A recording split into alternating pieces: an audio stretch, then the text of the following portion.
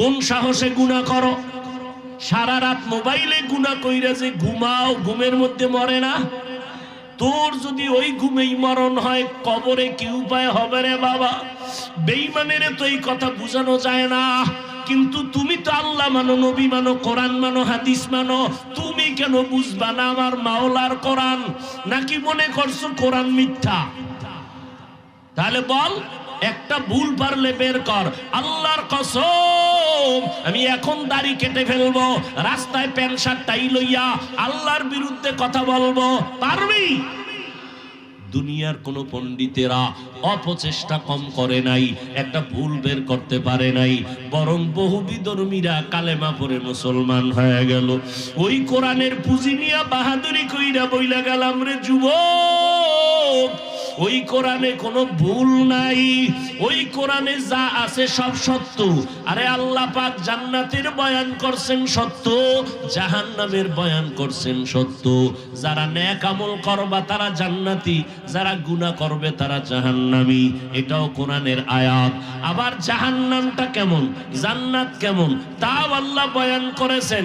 ও যুবক, আমি কিন্তু এতক্ষণ যে চিল্লাইলাম, একবারও কিন্তু কাউকে বলি নাই আমার মতো বড় হুজুর হইয়া যাও, একবারও বলি নাই তাবলিগে যাও, না গেলে জাহান্নামে যাইবা, একবারও বলি নাই পীরের কাছে না গেলে জাহান্নামে যাইবা, একবারও বলি নাই।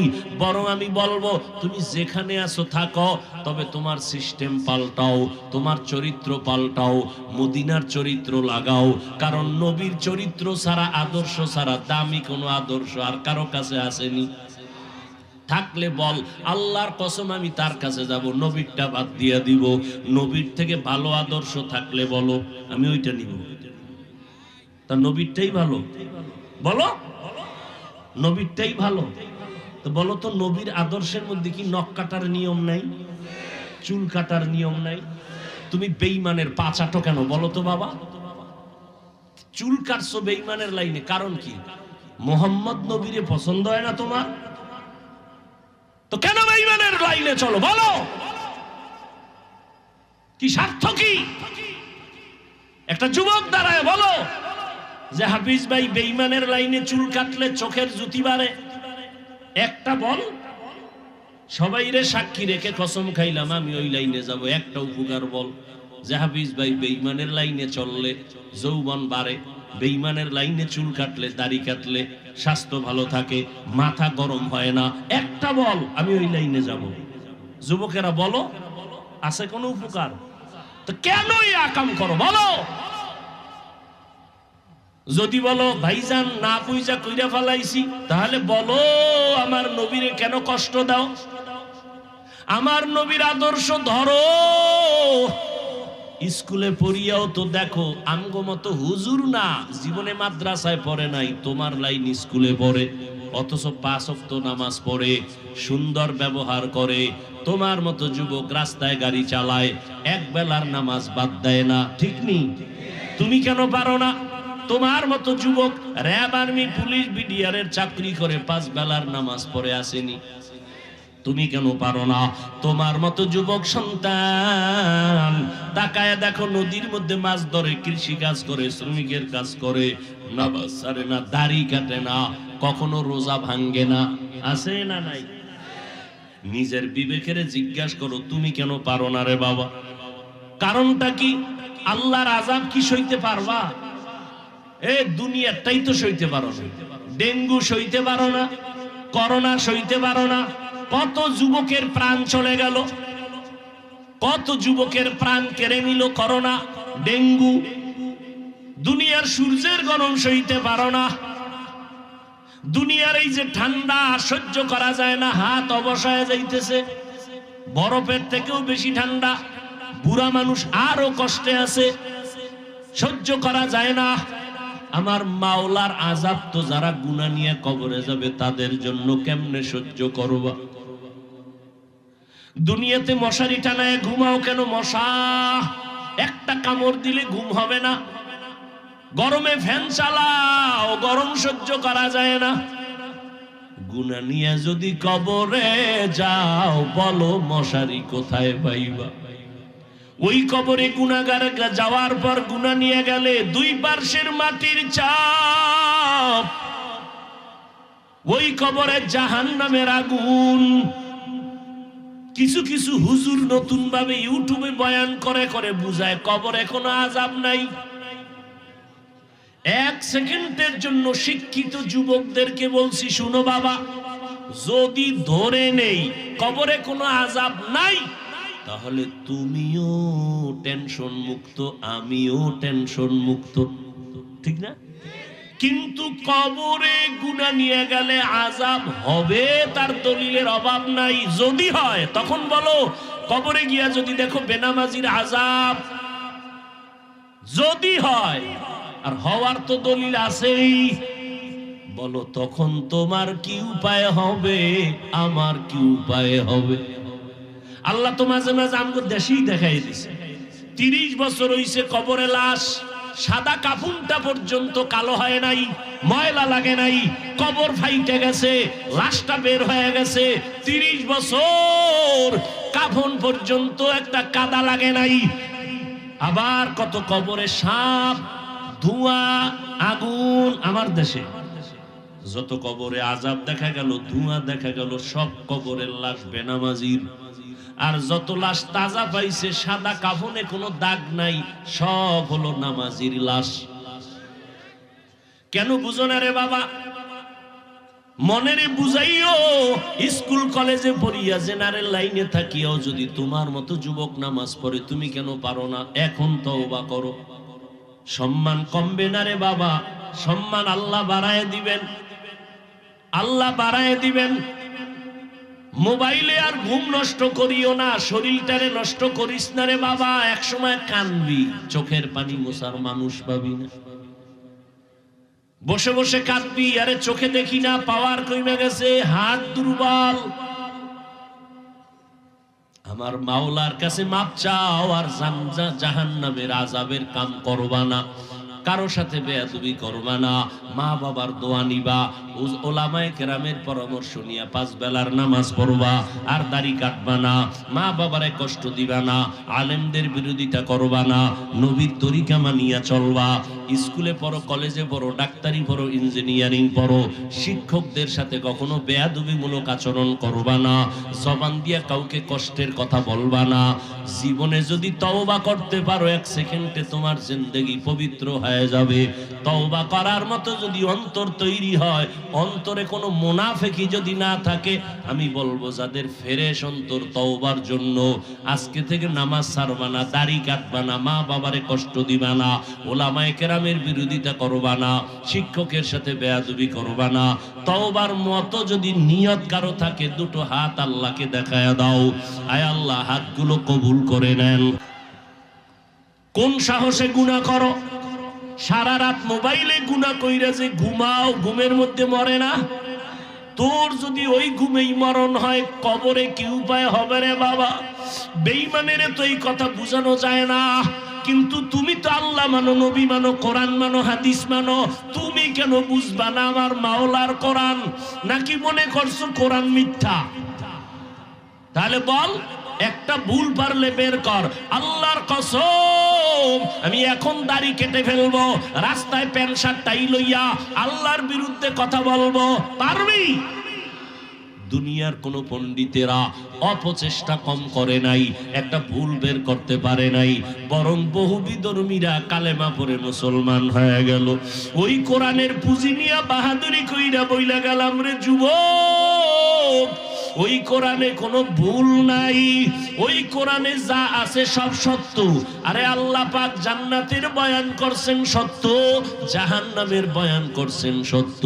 যারা নেক আমল করবা তারা জান্নাতি, যারা গুনাহ করবে তারা জাহান্নামী, এটাও কোরআনের আয়াত।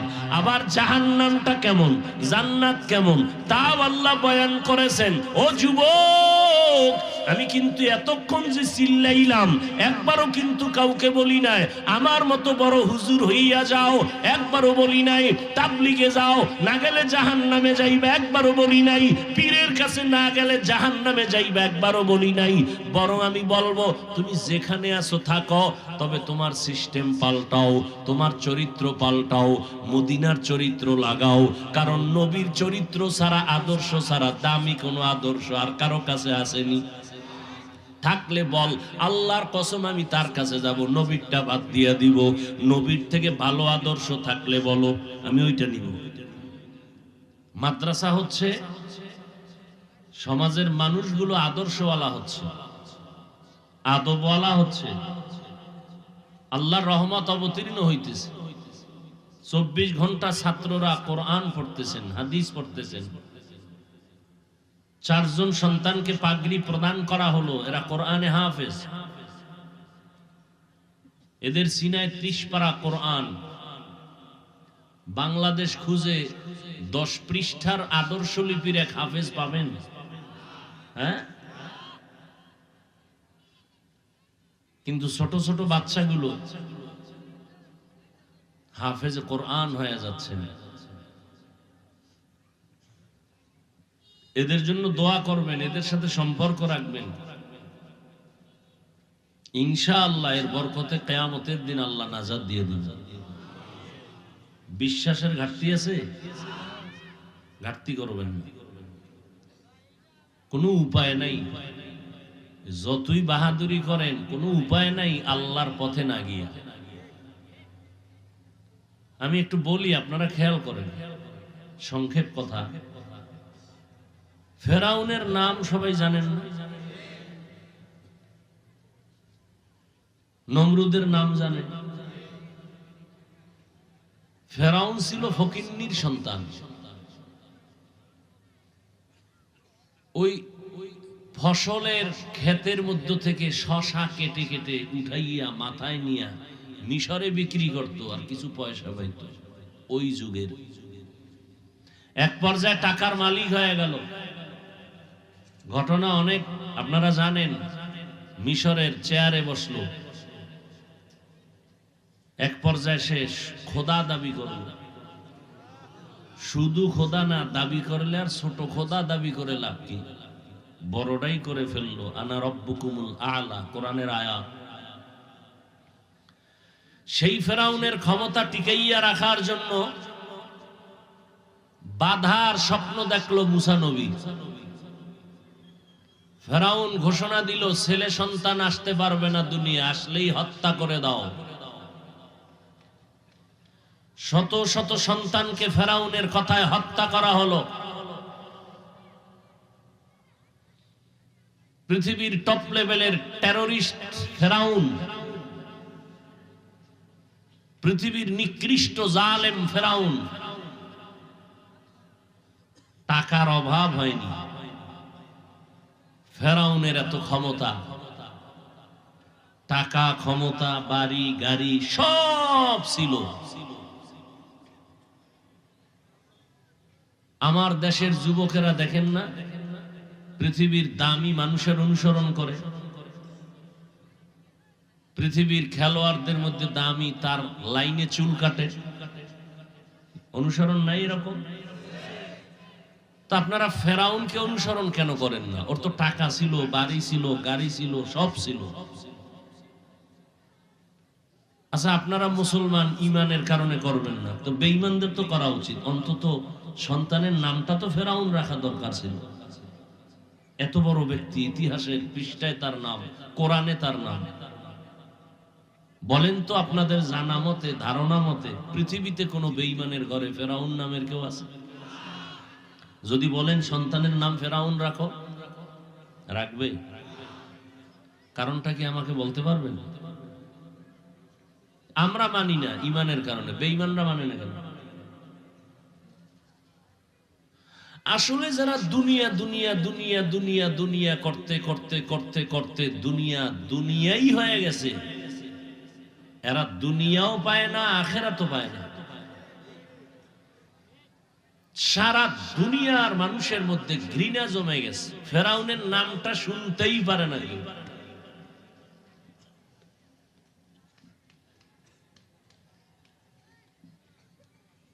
তাহলে এই যে দুনিয়া দুনিয়া আপনারাও যারা করতেছেন, পরিণাম ফল খারাপ।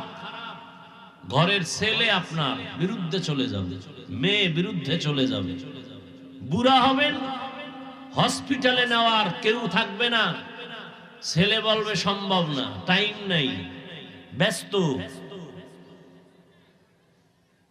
আর যদি নামাজি হন, সন্তানগুলোকে একটু আদর্শওয়ালা বানায় রাখেন, মৃত্যু পর্যন্ত আপনার সন্তান আপনার পা ধোয়াইয়া দিবে।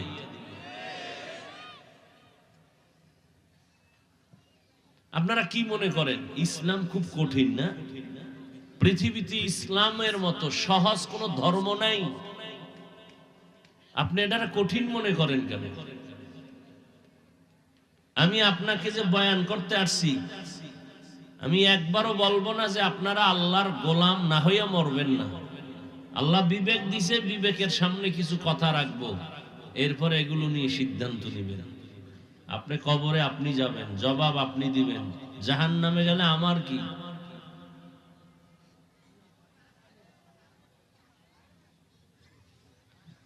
আল্লাহ সবাইকে হেদায়েত দান করুন। তো যে কথা বলতেছিলাম, মাদ্রাসা হলো স্থায়ী ব্যবস্থা। সারা দুনিয়ার বেঈমান এক হয়ে গেছে, মাদ্রাসা বন্ধ করুন। ফেরাউন এক হইছে, মুসাকে আসতে দেওয়া যাবে না। আল্লাহ কয় আমি তো পাঠাবই, তোর ঘরে রাইখা তোর টাকায় খাওয়াইয়া বড় বানায় তোরে জুতা মারব। আমি বানায় বলতেছি, কারটা হইছে ফেরাউনেরটা ঠিক না আল্লাহরটা ঠিকছে? নমরুদ্দা কয় ঘরে ঘরে গোয়েন্দা লাগায় দাও, স্বামী স্ত্রী এক জায়গায় ঘুমাইতে পারবে না, ইব্রাহিম যেন আসতে না পারে। এই জিম্মাদারি যারে দিছে ডাইরেক্টর, আল্লাহ কয় নমরুদ্দা তুই যারে জিম্মাদার বানাইছো জন্ম নিয়ন্ত্রণের, ওর ঘরেই আমি ইব্রাহিমকে পাঠাইছি। আর এই ইব্রাহিমের দিয়া তোরে সাইজ করছে। কথা বুঝেন? এই শূন্যেল হবে না, এগুলোর থেকে শিক্ষা নিবেন। শিক্ষা নেন ভালো করে। ভারত আমগো কাছে না? কথা বলেন না, একটা দৌড় দিলেই তো ভারত। সেই ভারতের মধ্যে ইতিহাস ভুলবেন না। একটা জাতিকে ধ্বংস করার জন্য যত অপকৌশল আছে, এর মধ্যে একটা অপকৌশল মারাত্মক, ইতিহাস ভুলাইয়া দেওয়া। মুসলমানের ইতিহাস যদি খালি বয়ান করতে থাকি, এখানে শরীর গরম হয়ে যাবে, রক্ত গরম হয়ে যাবে। কারণ মুসলমানের ইতিহাস অগ্নি ঝরা ইতিহাস, বিজয়ের ইতিহাস, বাতিলকে দমন করার ইতিহাস, বেঈমানকে দমন করার ইতিহাস। মুসলমান কখনো দমন হয়নি, বেঈমান জালেমকে দমন করেছে। পৃথিবীতে সব সন্ত্রাসীদের সন্ত্রাসী কর্মকাণ্ড বন্ধ করার একমাত্র মেডিসিন আল্লাহ দিয়েছেন জিহাদ। কিয়ামত পর্যন্ত এই হুকুম জারি থাকবে, কারো কথায় বন্ধ হবে না। ভারতের ভেতরে সব মাদ্রাসা সরকার টাকা দিয়ে চালাইতো, তালা মেরে দিল ব্রিটিশ বেঈমানেরা। হাজার হাজার হাজার আলেমকে জবাই করে গাছের সাথে লাশ ঝুলায় রাখছে রাস্তায় রাস্তায়। ভারতের মধ্যে ইসলামের আওয়াজ চলবে না। আল্লাহ কি চাইলেন? গোটা দুনিয়াতে ইসলামের আওয়াজ চলবে, কোরআনের বাতি জ্বলবে, তার পাওয়ার হাউস হবে ভারতে। হয় নাই? কি হইছে? কোন দেওবন্দ। আপনারা জানেন মিশরে একটা বিশ্ববিদ্যালয় আছে মুসলমানের, আরবি বিশ্ববিদ্যালয়। কি নাম? আল আজহার। এমন একটা বিশ্ববিদ্যালয় যার 1% একটা শাখা পৃথিবীর ভিন্ন কোন রাষ্ট্রে নেই। খবর আছে এগুলো? কিন্তু দেওবন্দের শাখা নাই কোন রাষ্ট্র নেই। বান্দা চাইলে কিছুই হয় না, আল্লাহ চাইলে সব হয়।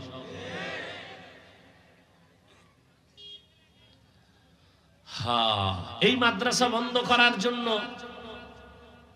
আমরা মাদ্রাসাওয়ালারা হিন্দুদের বিরুদ্ধে বলি, খ্রিস্টানের বিরুদ্ধে বলি, কাউকে গালি দেই, বরং আমগো আপনারা গালি দেন, দেখলে আমরা হাসি দিয়ে সালাম দেই। কথা ঠিক না?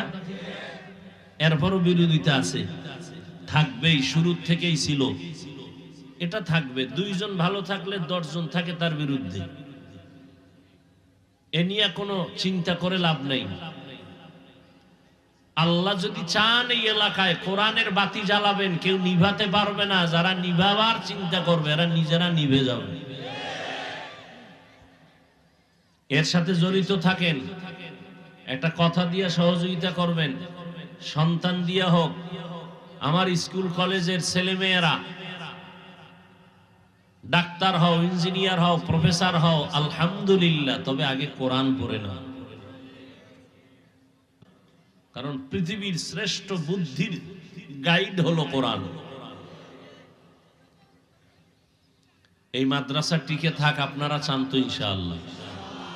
এই যে বলছেন হ্যাঁ চাই, এই যে একটা সমর্থন দিলেন, এটাও মাদ্রাসার সহযোগিতা হবে। এবার যদি পারেন কিছু অর্থ দিয়ে সহযোগিতা করেন, তাহলে আরো আল্লাহ খুশি হবেন। ভাই, টাকা নিয়ে কেউ কবরে যাইতে পারবে? যমুনা গ্রুপের মালিক করোনায় গেল গিয়ে বলছে আমারে সিঙ্গাপুরে স্পেশাল ফ্লাইটে নাও, কত হাজার কোটি টাকা লাগবে, ডাক্তারেরা আমারে বাঁচাও। বিদায় বেলা 3টা সাদা কাপড় নিয়ে চলে গেল, সব পরে রইল। হিসাব কম করেন, আল্লাহর মহব্বতে দিনের পথে দেবেন, টের পাইবেন এটার মূল্য কত হাসরের ময়দানে। দুনিয়াতে টাকা যার বেশি তার বাহাদুরি বেশি, আখেরাতে যার নেক আমল বেশি তার বাহাদুরি বেশি। তো দান সদকা করবেন নি ইনশাআল্লাহ? আল্লাহ যদি জিগায় কি করছো, এমন একটা কাজ দেখা যেটা দইরা তোরে জান্নাতে দিব, তো বলতে তো পারবেন আল্লাহ তোমার কোরআনের খেদমতে আমি 5 টাকা দিছি, তোমার মোহাব্বতের আলেমরা কইছে দিলে নাকি নাজাত পাবো, রসুল বলছে হাদিসে, ওই মোহাব্বতে দিছি।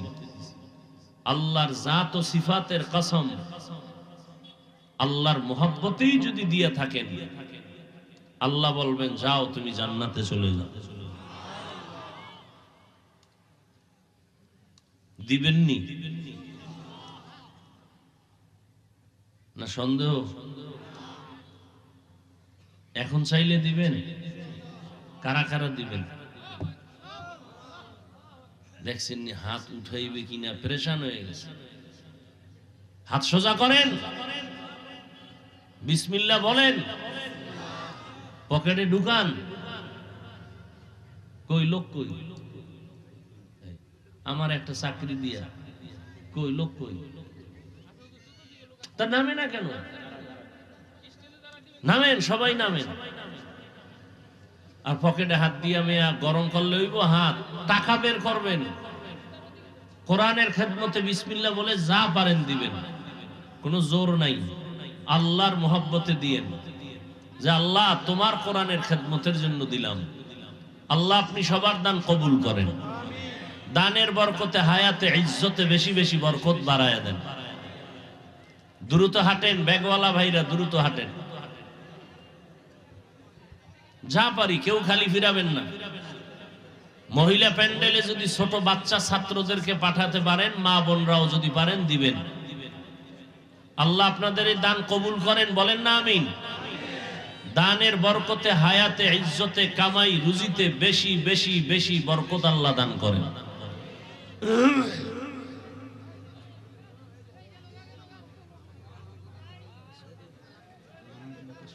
হ্যাঁ দেন, এখানে দিয়ে দেন, আল্লাহ কবুল করেন।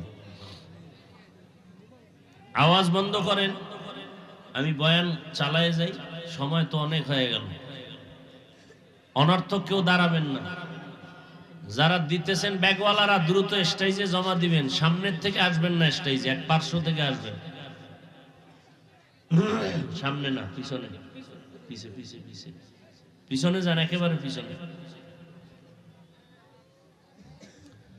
তো আমি যে আয়াত পড়েছি সূরা জুমার থেকে এক আয়াত আমি পড়েছি।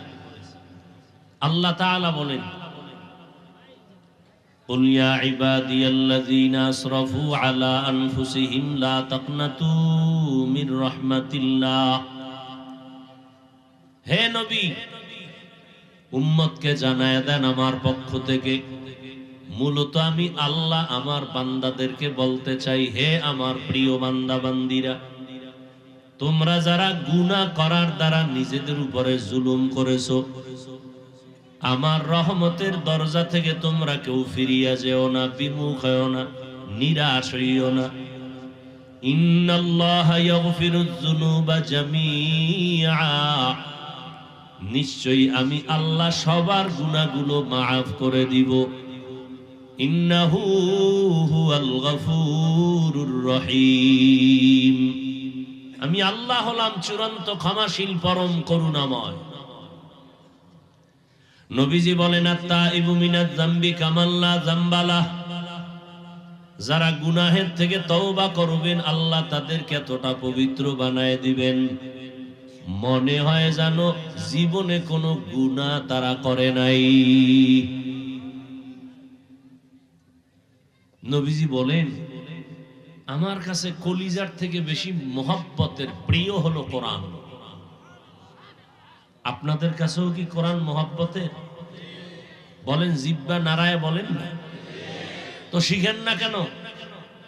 পৃথিবীতে যেমন ইসলাম ধর্মের মতো সহজ ধর্ম নাই, ঠিক কোরআন শরীফের ভাষার মতো সহজ কোনো ভাষা নাই। কোরআন শিখতে 20 দিন লাগে। বলেন কয়দিন?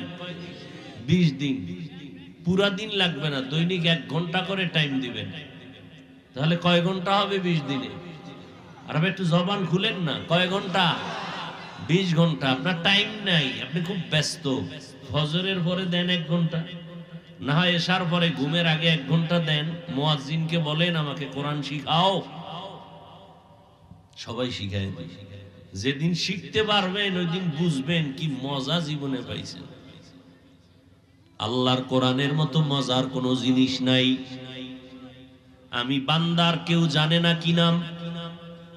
আমি বঙ্গোপসাগর কুয়াকাটার পারের এক সন্তান ছিলাম, কেউ চিনত না আমারে, কিন্তু আজ আল্লাহ এত সম্মানের চেয়ারে বসায় দিয়েছেন। আমার বাবার পরিচয় না, আমার বাহাদুরি না, টাকার গরম না, একমাত্র কোরআনের বরকত, নবীর আদর্শের বরকত। মানেননি? মানলে এই জিনিসটা আমনের মধ্যে হইলে কত দাম বাড়তো। এই যুবকেরা, ভালো করে একটু বুঝো, আল্লাহ পাক পশুকে বুঝার মতো জ্ঞান দেন নাই, মেধা দেন নাই। একটা গরুরে যদি ওয়াজ করো, এই গরু, যুবকদের বলছি খেয়াল করো বাবা, 3 দিনের জন্য শ্বশুর বাড়ি বেড়াইতে যাই, আমার বাড়িটা তুমি পাহারা দিবা। কারে কয়? গরুরে। তোমার জন্য সুন্দর খানা আছে, ঘরের পিছনে গেলে তুমি ঘাস পাইবা, কাইটা রাইখা দিছি 3 দিনের খের কুটা। আর যদি বাথরুমের ব্যাগ হয়, আমার টাইলস মোজাইক করা বাড়ির আঙ্গিনায় করবা না, সুন্দর একটা পাকা বাথরুম বানাইছি, ওই যে দেখা যায় দরজা খোলা, টান দিলে খুলে যাইব। বাথরুমের প্রয়োজন হলে তুমি ওখানে গিয়া বাথরুম করিও। আমার এই বাড়ির কোনো রাস্তাঘাটে করবা না, বাড়িটা পাহারা দিবা। গরুডারে 3 ঘন্টা বয়ান করলে কি পরিমাণ বুঝবে। বাথরুমের প্রয়োজন হলে দৌড় দিবে বাথরুমে, না জায়গায় ছাড়বে। মালিকের মাথায় পড়লেও সরি আর বলবে না, বলবে যে সরি মালিক, বুঝতে পারি না, তুমি যে নিচে বইয়া রইছ। মানুষ আল্লাহ তোমাকে জ্ঞান দান করছেন, কেমন জ্ঞান আমি কেমনে বুঝাবো রে বাবা। আমার তো কাম না তোমার পিছনে সময় দেওয়া। আজকে আমার কাজ ছিল, আলেমদের কাজ ছিল, উত্তরবঙ্গে যাব, চট্টগ্রামে যাব, ওখানে কাদিয়ানিরা মুসলমানের কাদিয়ানি বানায় টাকা দিয়া, খ্রিস্টানরা মুসলমানের ওই ধর্মে নিয়ে যাইতেছে টাকার লোভ দেখাইয়া। ওদের পিছনে মেহনত করা দরকার। তুমি তো মুসলমান, তোমারে আমার মেহনত কেন লাগবে? তুমিও যেই আল্লাহ মানো, আমিও সে আল্লাহ মানি। তোমার আল্লাহ আমার আল্লাহ এক, তোমার নবী আমার নবী এক, তোমার ধর্ম আমার ধর্ম এক, ঠিক নি যুবক? তোমার কালেমা আমার কালেমা এক, তোমার আমার কোরআন এক নাকি আলাদা? তোমার আমার কাবা, তোমার আমার কাবা এক, দুনিয়াতে আসছি এক নাকি আপনারা লঙ্গি পরে আসছেন? বিদায় বেলা কাফন হবে কয়টা? আমি বক্তার জন্য সম্মানে একটা কাফন কেউ বাড়াইয়াও দিবে না। ভাবো, এই বয়ান কুত্তারে বললে, গরুরে বললে বুঝবে? তা তুমি বুঝো না কেন?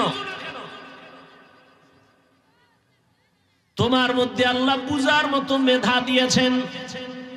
তোমার মেধার পরিধি কত জানো? তোমার মেধা দিয়া, এই যুবক, তোমার মেধা দিয়া যথেষ্ট হয়ে যাবে গোটা দুনিয়াটাকে নিয়ন্ত্রণ করা। এই পরিমাণ মেধা তোমার মধ্যে আছে।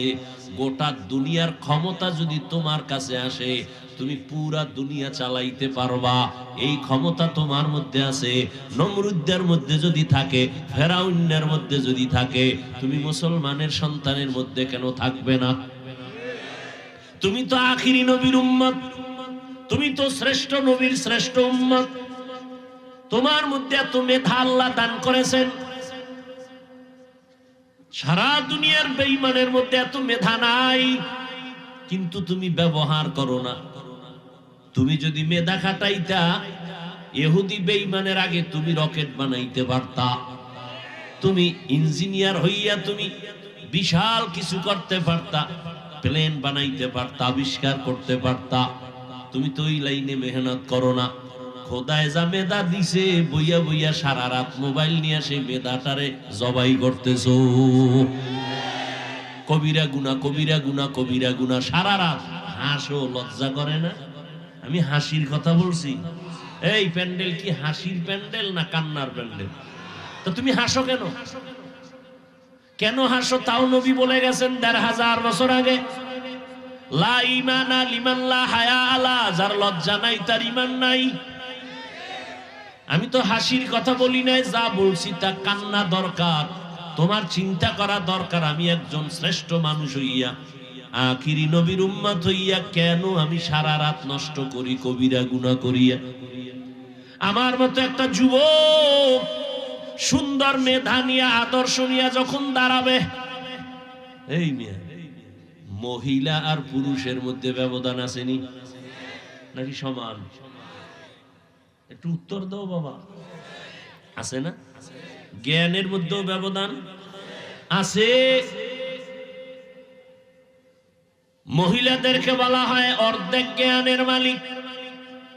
পুরুষের আল্লাহ সৃষ্টিগতভাবে যেই জ্ঞান দান করেছেন, এর অর্ধেক দিচ্ছেন নারীকে। কিন্তু একজন নারী দেশটারে কেমনে চালাইতেছে, কোনো আওয়াজ নাই। দুর্ভিক্ষের আওয়াজ সারা দুনিয়ায়। পাকিস্তানের খবর লও, মানুষ খাইতে কষ্ট, টাকা নাই, মালের দাম আকাশচুম্বী। আমগো বাংলাদেশের মানুষ কষ্ট করে, অনেক কষ্ট করে, অনেক কষ্ট করে, আর বড় না খাইয়া মরে না। নিজের ডাও খায়, পরের ডাও দইরা দইরা জুলুম কইরা খায়, ঠিক নি? এরে আল্লাহর বান্দারা ভালো করে বুঝো, একটা নারীর মধ্যে যেই মেধা, সেই তুলনায় তুমি পুরুষের মেধা কম না বেশি? কিন্তু ব্যবহার করো না রে বাবা। এত মেধা আল্লাহ দান করেছেন, ওই মেধা নষ্ট করে ফেলতেছো রে বাবা। আজকে দুঃখ, তুমিও মুসলমান, আমিও মুসলমান। আমি যদি বলি আপনারা কারা কারা আল্লাহরে ভয় করেন, সবাই দুই হাত উঁচু করবে, পারলে দুই পাও আলগি দিয়ে দিবে, বলবে হুজুর আপনাদের থেকে আমরা আল্লাহরে বেশি ভয় করি। কেমনে? আপনাদের মধ্যে কোনো মিল নাই।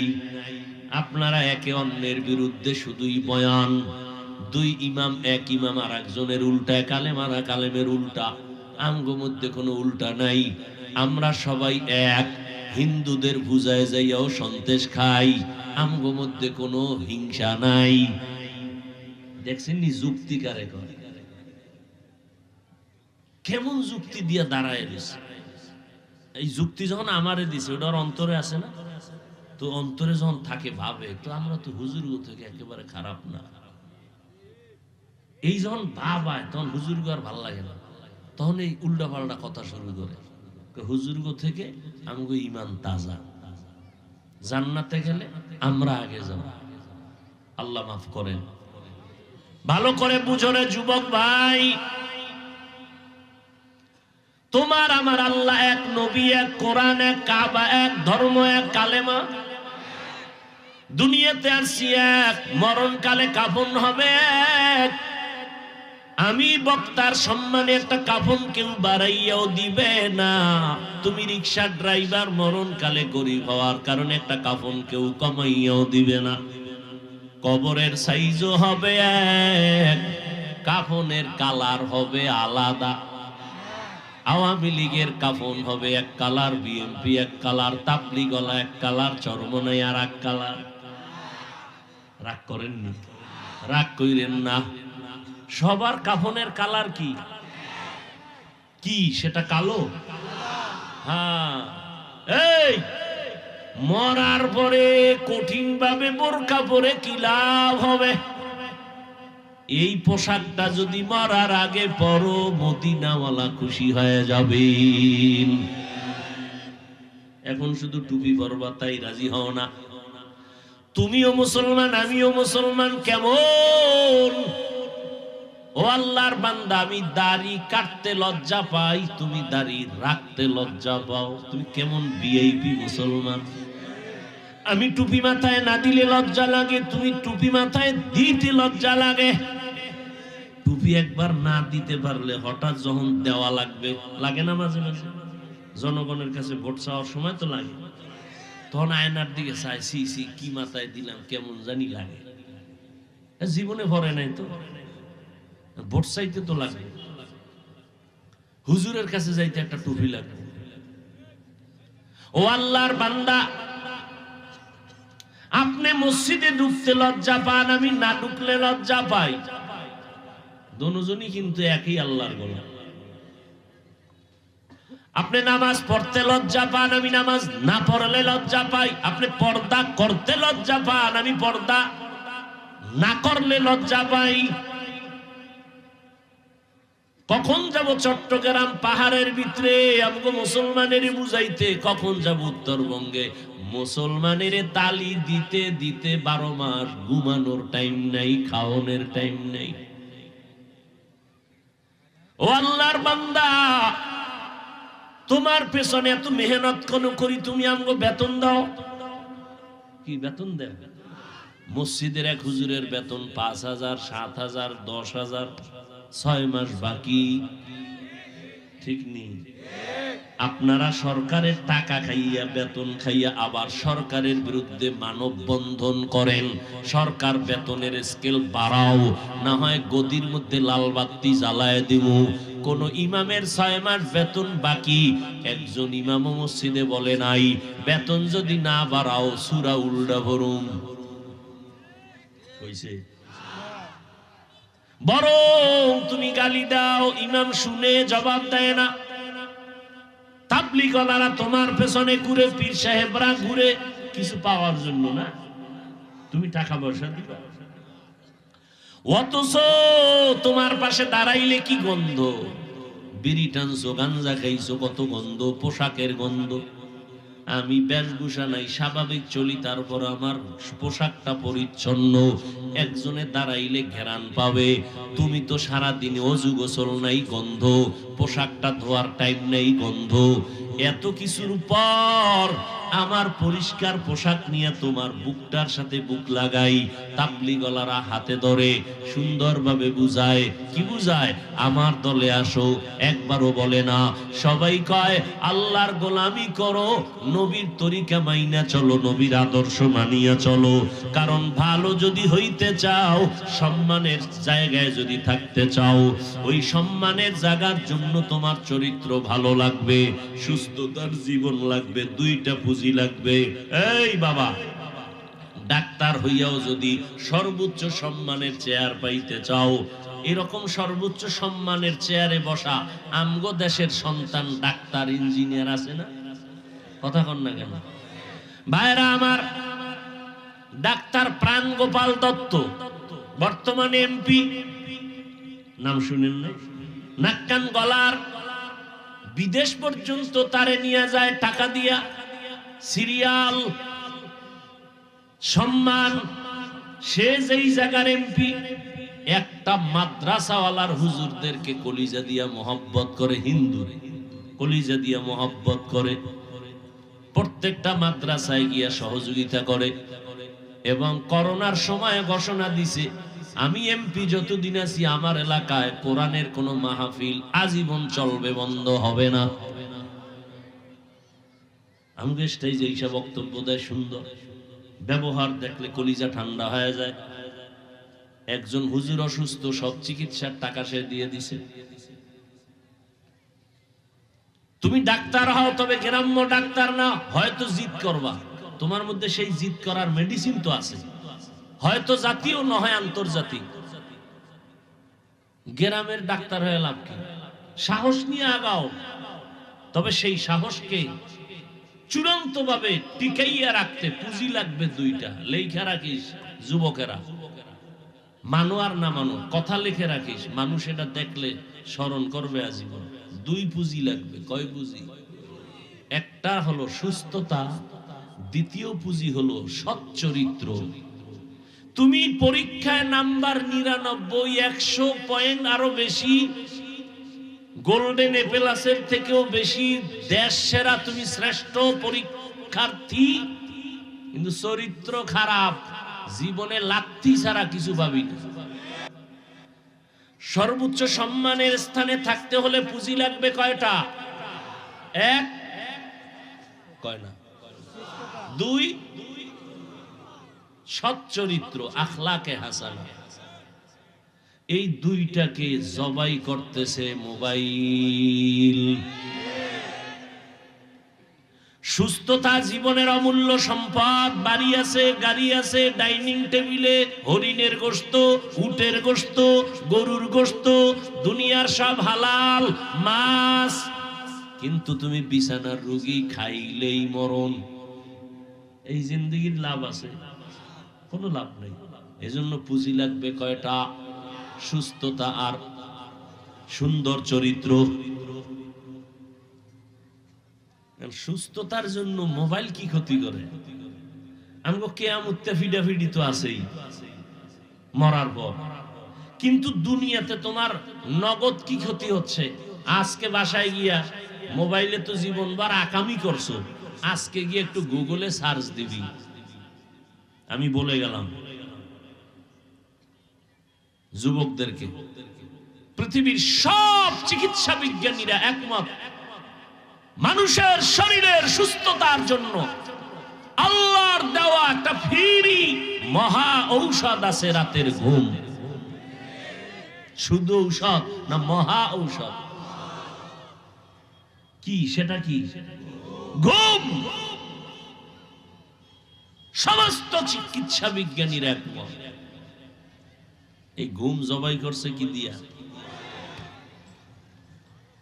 আল্লাহর কসম,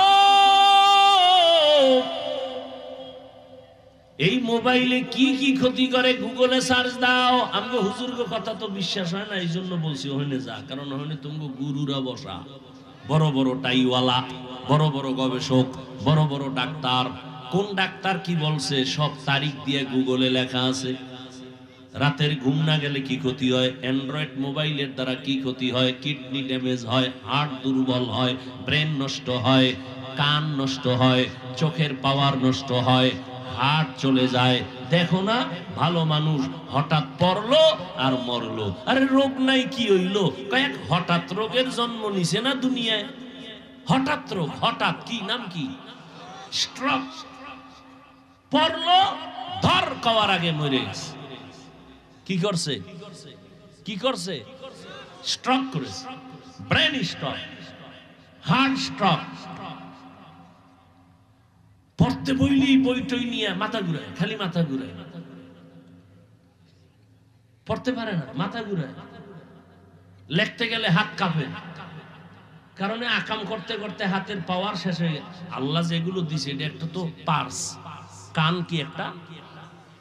বেঈমানেরা কালেমা পড়ে কেন জানেন? ওরা তো এদিন গবেষণা করে।